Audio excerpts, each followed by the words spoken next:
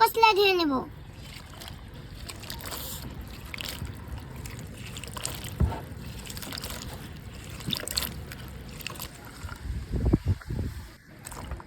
বন্ধুরা এই তো দেখুন ধুয়ে নিয়েছি, তো চলুন এবার ভাজি করা যাক। ফ্রাই প্যান বসিয়ে দিচ্ছি, চুলা জ্বালিয়ে দিচ্ছি, তেল দিয়ে দিচ্ছি,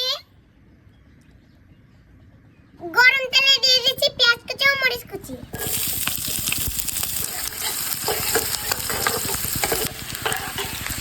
তো এবার আমি দিয়ে দেব পেঁয়াজের লাল কুচি,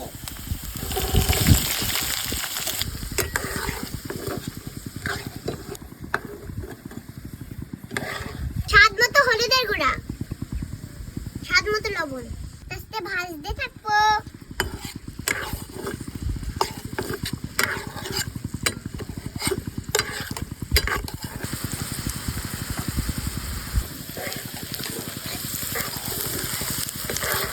দেখুন কি সুন্দর ভাজি হচ্ছে, রান্নার যা বেরিয়েছে না, পেঁয়াজের ফুলকে কি করতে ভুলবেন না।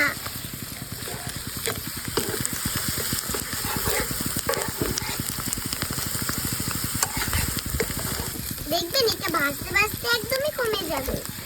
যতই দিবেন পেঁয়াজের লাল ততই কমে যাবে। আপনাদের দেশে এটা কি বলে? আমরা ফুলকো বলে, পেঁয়াজের লালও বলি।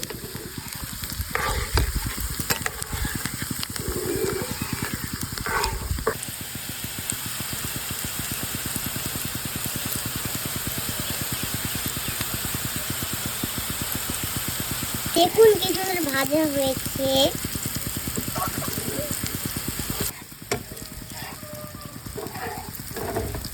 পেঁয়াজের লাল দেখুন কত সুন্দর লাগছে।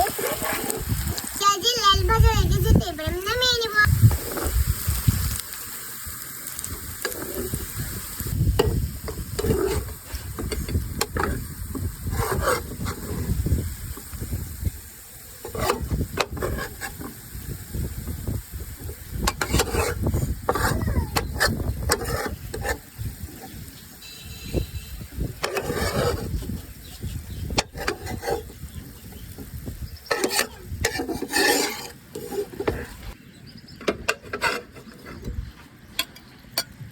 বন্ধুরা খুব সহজে কিন্তু তৈরি করে ফেললাম পেঁয়াজের লাল ভাজি। অনেক সহজ, এটা আপনারাও বাসায় তাই করতে পারবে।